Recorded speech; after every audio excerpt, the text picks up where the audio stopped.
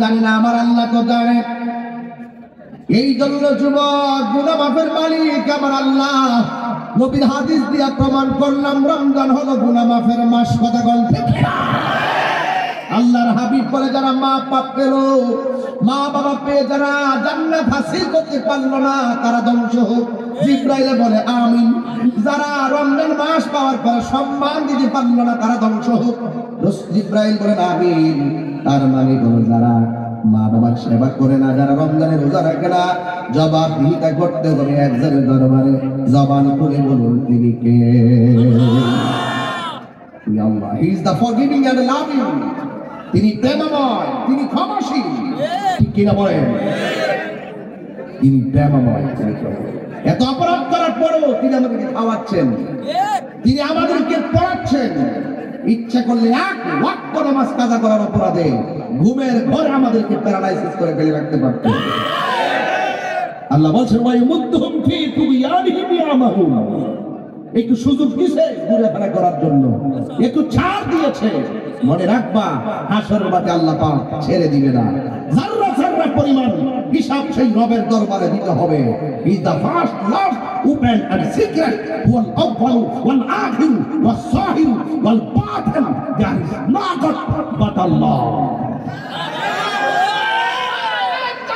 জবাবদিহি দিতে হবে। Allah is our almighty and creator. তিনি সৃষ্টিকর্তা, তিনি সর্বশক্তিমান, তিনি সব দেখেন। যারা সারা পরিমাণ হিসাব দিবেন, ওপেন আর গোপন সব কিছু দেখতেছেন। এরপরও খাওয়াচ্ছেন কেন? বান্দারে, তোরে আমার নিজের হাত দিয়ে বানাইছি। আমি আল্লাহ তোকে আমার নিজের হাত দিয়ে বানাইছি। এই যে আমার প্রথম গ্যালারিতে 4 জন আর 3 জন, 7 জনের চেহারার দিকে তাকিয়ে দেখেন। আমি ছাড়া সবাই অনেক সুন্দর। একজনের চেহারার সাথে আরেকজনের চেহারা মিলে না, একজনের নাকের সাথে আরেকজনের নাক মিলে না, একজনের ঠোঁটের সাথে আরেকজনের ঠোঁট মিলে না, একজনের চোখের সাথে আরেকজনের চোখ মিলে না, একজনের বয়সের সাথে আরেকজনের বয়স মিলে না। আর কারণটা কি? কারণ বুঝো না। এর পিছনে তো কারিগর একজন। জবান খুলে করতে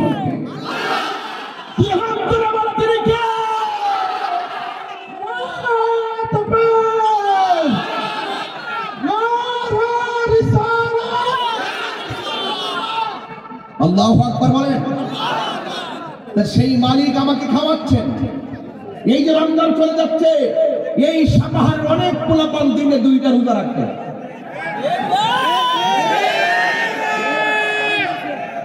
যারা 1 রোজাকে বানায় বা 2 রোজা, মরার পরে তারাও এবার সোজা একদম শেষ করে ফেলাইব। তুমি ওই দোকানের, এই সাপাহারের 0 পয়েন্টের দোকান পর্দা লাগায় রাখে, হোটেলে ডুইকা দিনের বেলা দুপুর বেলা খাও, খাই আবার ইফতারের স্টাইলে বলো আমার পেটে ক্ষুধা লেগে গেছে। পাবলিকে বুঝাইতেছো তুমি রোজা রাখছো, আসলে মূলত সেলটানি খাইছো সামাজিকতা, আর দুপুর বেলা খাইছো এটা অসামাজিকতা। দুপুর বেলা খাওয়ার পরে আবার ইফতারের সময় যায় বলে আমার ক্ষুধা লাগছে। এই যে বাটখারি দান্দানি করো, মনে রাখবা পৃথিবীর মানুষকে ধোঁকা দিয়ে বোকা বানানো যায়, কিন্তু আল্লাহর কুদরত থেকে বাঁচতে পারবা না। পারবেন? পারবেন? খবরদার, খবরদার যুবকরা।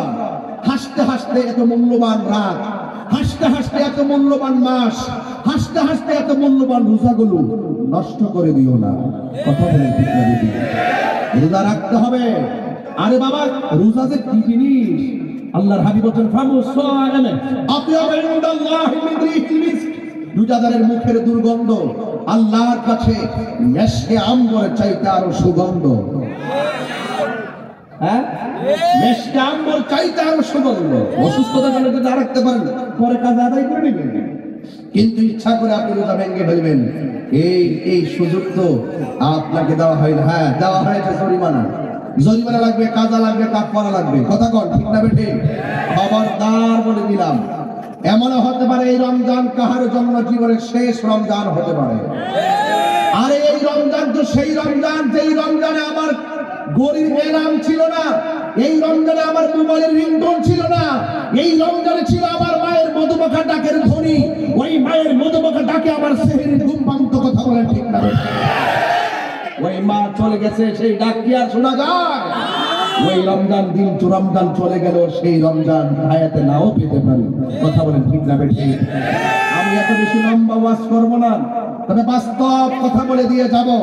আমায় যে ফিগার ফাইটার যারা এসেছো, আজকে থেকে ওয়াদা করবো, আমরা যুবকরা যদি ইচ্ছা করি 24 ঘন্টার ভিতরে সমাজ থেকে বদলে দিতে পারি। কথা বলেন ঠিক না বেঠিক? 26শে মার্চ স্বাধীনতা দিবস, এই দিবসটা আমাদের অত্যন্ত গৌরবের দিন। কথা বলেন ঠিক না বেঠিক? পাক হানাদার বাহিনীদের বিভিন্ন ধরনের ষড়যন্ত্রকে একদম ধুমঢাল করে দিয়ে একটি 9 মাসের রক্তক্ষয়ী যুদ্ধের মাধ্যমে, অসংখ্য মা বোনদের সংগ্রামের মাধ্যমে এই দেশটা স্বাধীন হয়েছে। এই জন্য আমরা বলবো, এই দেশটা একজনের না, দেশটা সবার। আসুন সবাই মিলেমিশে এই দেশটাকে সুন্দর করে সাজায়, যেখানে কোনো উগ্রতা থাকবে না, হিংসতা থাকবে না, মারামারি থাকবে না, কাটাকাটি থাকবে না, বোমাবাজি থাকবে না, জঙ্গিবাজি থাকবে না, সন্ত্রাসী থাকবে না, থাকবে শুধু ভালোবাসা। 26শে মার্চে দায়িত্বহীন কণ্ঠে বলতে চাই, এই স্বাধীনতা আর এই সুন্দর দিনে একটা কথাই বলতে চাই, আপনাদের সকলকে ভালোবাসার মাধ্যমে, ঐক্যের মাধ্যমে, শৃঙ্খলার মাধ্যমে, পতায়নতার মাধ্যমে, সাম্যের মাধ্যমে, শৃঙ্খলার মাধ্যমে, আন্তরিকতার মাধ্যমে এই বাংলাদেশকে হাতে হাত রেখে, কাঁধে কাঁধ রেখে এই বাংলাদেশকে বিশ্বের কাছে সম্প্রীতির মডেল বানাতে হবে। কথা বলার সম্প্রীতির মডেল বানাতে হবে। একা পারা যায় না, সবার সদ্ভাব লাগে, সবার আন্তরিকতা লাগবে। কথা বলেন ঠিক না বেঠিক? ইসলাম সহজ, ইসলাম সাম্যের ধর্ম, ইসলাম মানবতার ধর্ম, ইসলাম মানব কল্যাণের ধর্ম। আপনি বুঝেন না রোজা কেন দিয়েছে? আপনি বুঝেন না তো রোজা কেন দিয়েছে? আরে নফসকে জাহান্নামের আগুন দিয়ে জ্বালাইতে চায়, কোনো কিছু থেকে দমন করা যায় না। যখন তাকে উপবাস রাখা হয়েছে, তখন সে দমন হয়েছে। এই জন্য রোজা শুধুমাত্র একটা ইবাদত না। ডায়াবেটিস রোগী যারা আছে, জিজ্ঞেস করেন না, আরে 11 মাস তো খাইছেন, গায়ে কেমন লাগছে? অশান্তি লাগছে। রমজান মাসে কেমন খাইলেন? ও রমজান মাসে 11 মাসের চাইতে কম খাই নাই। কেমন আছেন? ভাই 11 মাসের চাইতে রমজান আরো বেশি ভালো আছি। কেন? আল্লাহই জানে। তার মানে প্রমাণ হয়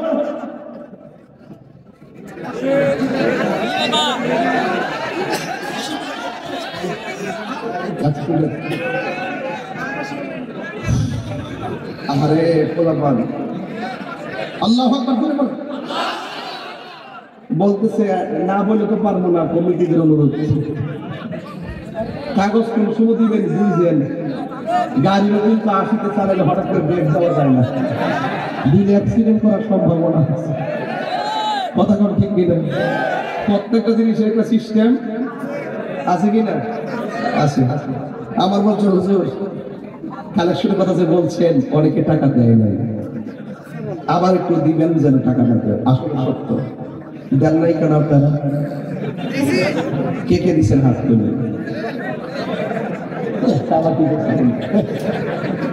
বড় ধরনের চালাকি করছে ওরা। মানে আরেকবার দিছে বলতে কি, ওই আবার তো কিছু নতুন লোক আসছে, ঠিক না? আপনারাও কিছু দিবেন ইনশাল্লাহ। বাহিরে যান, বাহিরে তো প্রচুর লোক, ওই বাহিরে বাইরে ব্যাগ নিয়ে ঘুরেন। আর টাকাটা মহিলাদের মা বোনরা আসছে নাকি? পর্দা আছে? পর্দা কি চলতেছে এখন? সাউন্ড ঠিক আছে? খবর নিয়েছেন? টিভিতে সাউন্ড হচ্ছে না, আবার একটু খবর নেন। এখানে টিভিতে দিয়েছেন, ভালো হয়েছে। কারণ কেন? সব লোক যদি আসতে জায়গা হইতো না। টেলিভিশন দেওয়া তো অনেক লোক টেলিভিশন সেটে আছে, আর অনেক মা বোনরা আছে, অনেক অসুস্থ মানুষ আছে, তাদের আগ্রহ ছিল মাহফিলে আসতে পারে না, তারা ঘরে শুয়ে শুয়ে ওয়াজ শুনতেছে। আলহামদুলিল্লাহ। তো এখানে আমার মা বোনরা যারা রয়েছেন, মা বোনদেরকে বলবো আপনারা সবাই এই মাহফিলে যা পারেন তা দিয়ে শরীক থাকবেন, আমি অনুরোধ রইল। আর এখনো যারা দেন নাই, আপনারা কিন্তু দেওয়ার চেষ্টা করবেন ইনশাআল্লাহ। ওই যে জায়গায় গেছিলাম, দেখছেন যে ইমেজ নষ্ট করে কথা বলা যায় না, তবে কথা ছিল ওইটাই। এই যে তোমরা চিনি কি যেরকম করার চেষ্টা করেন, আমি কিন্তু বুঝি। আমি বলছিলাম যে ডায়াবেটিস রোগী 11 মাস খায় 3 বেলা, তাই নয় কি? সকালে রুটি, দুপুরে ভাত, রাত্রে রুটি, সকালে দৌড়তেছে, হাঁটতেছে, এত চেষ্টা। কিন্তু রমজান মাসে আগের মতো হাঁটাও নাই, খাবারের রুটি, একবেলা মায়ের সেহরিতে খাই আর ইফতারে খাই। এরপরে জিজ্ঞেস করি কেমন আছেন? খুব ভালো আছি। সুবহানাল্লাহ। তাই প্রমাণ হয়ে গেল রমজান শুধুমাত্র একটা ইবাদত না, রমজান মুবারকের রোজা হলো একটা আধ্যাত্মিক চিকিৎসার নাম। আরে বিজ্ঞান জিজ্ঞেস করে, বিজ্ঞান কি বলে জিজ্ঞেস করে। আরে হাদিস শরীফের মধ্যে আমি পড়েছি একটা মুমিনের 3টা গুণ আছে, বলবো? একটা মুমিনের কয়টা গুণ? 1 নম্বর সে খাবে কম। রমজানের মুমিন খায় কয় বেলা?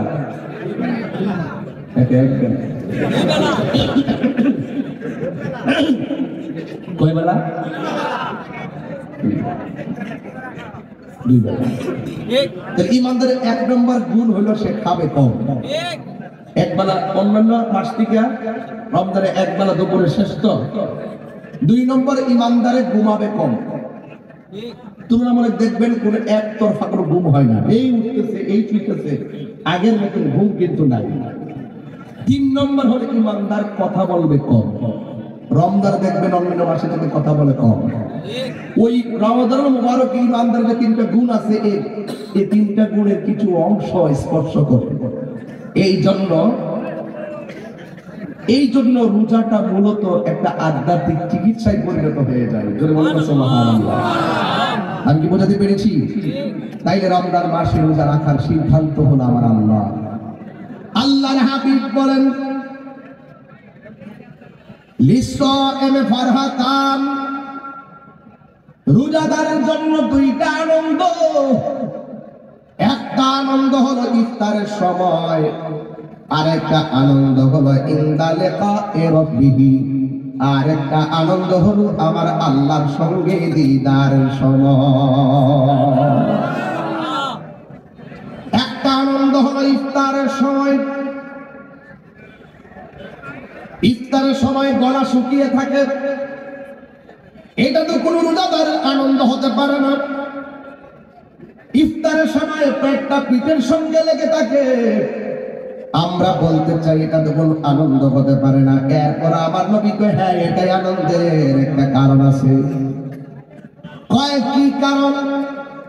কয় রমজান মুবারকি রোজা রেখে রোজাদাররা যখন ইফতার নিয়ে বসে, ওই মুহূর্তেই আমার আল্লাহ রাব্বুল আলামিন ফেরেশতাদের